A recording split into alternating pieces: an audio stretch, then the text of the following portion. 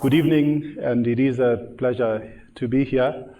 And I'm really just going to be talking about what I do, how I've gotten to where I am, and just some of the lessons that I've learned along the way. There's a lot of lessons that I haven't even learned yet, because the life is all about learning as a journey.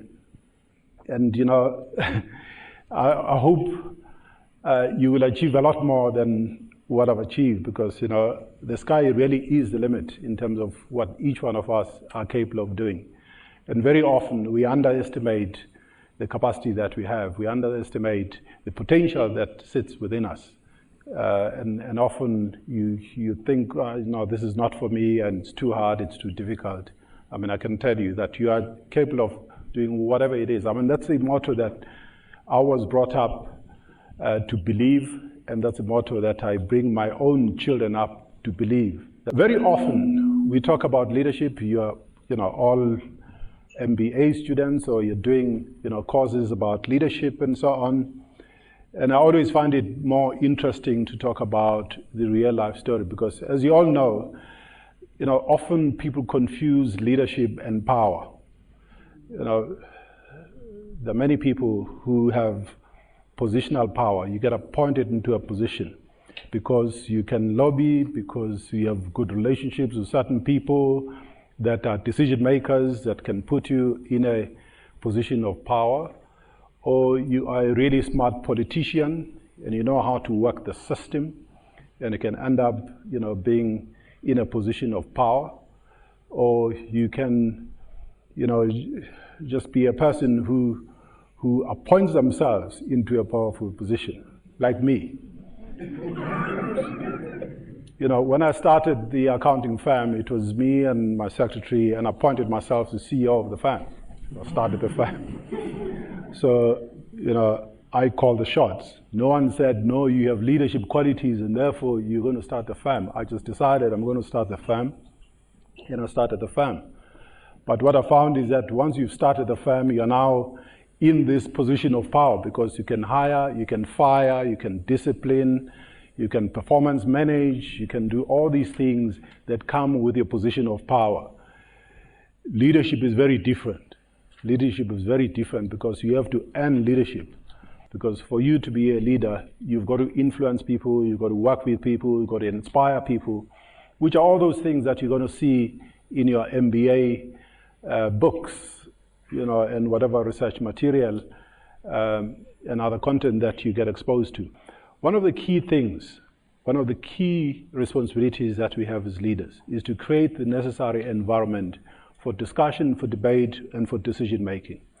And it's even more so if you are a leader of leaders. If you've got a lot of other people that you lead in an organization, of course you recruit people that are smart, that have brains, that can think, and therefore they can make decisions.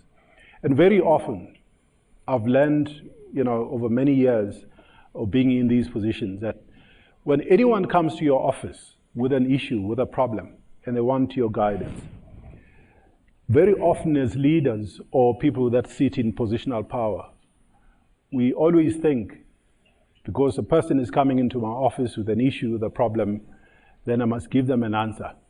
And very often, we missed a very simple trick. When a person walks into your office, I've learned that asking them what they think is probably going to give you the best answer and decision that you would have missed had you not asked that person that question.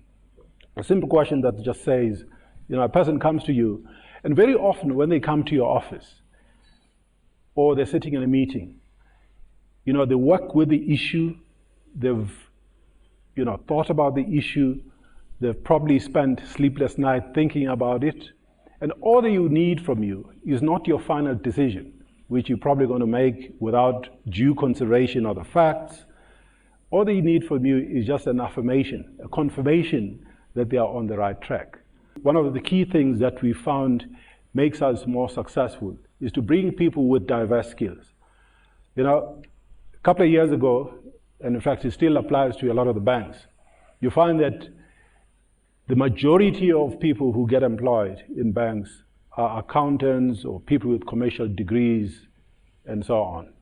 And what we found is that that actually doesn't make us the best innovative company that there is. What we need to do is to recruit people with diverse skills, people who come from different backgrounds. We need men, we need women, you need black people, you need white people, you need Chinese people, you need Indian people, we need actuaries, we need engineers, we need accountants, we need all manner of different skills, because I'm trained as an accountant, and there's a particular way and style as part of my training around problem solving.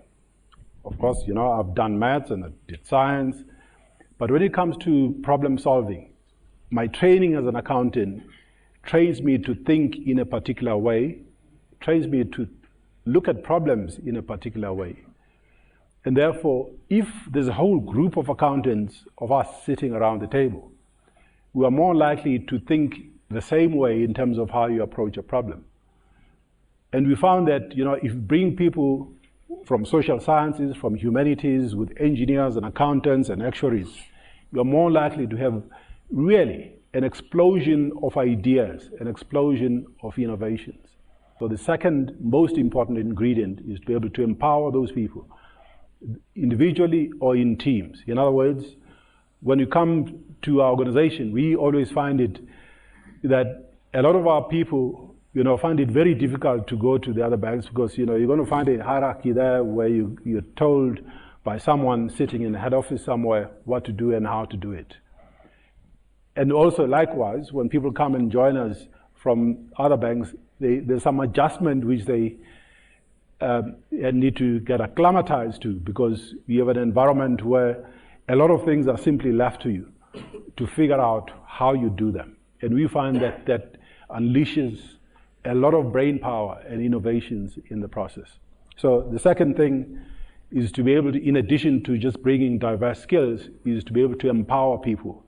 And that means, you know, true empowerment. The third thing that we always find is absolutely important, in addition to problem solving, the diverse skills and empowerment, is to make sure that people work in teams as well as individuals. Because, you know, if you sit alone, you may be able to figure out an issue, but if you put the teams together, you're more likely to be more successful in unleashing the team dynamics in finding a solution to any problem. Thank you for listening.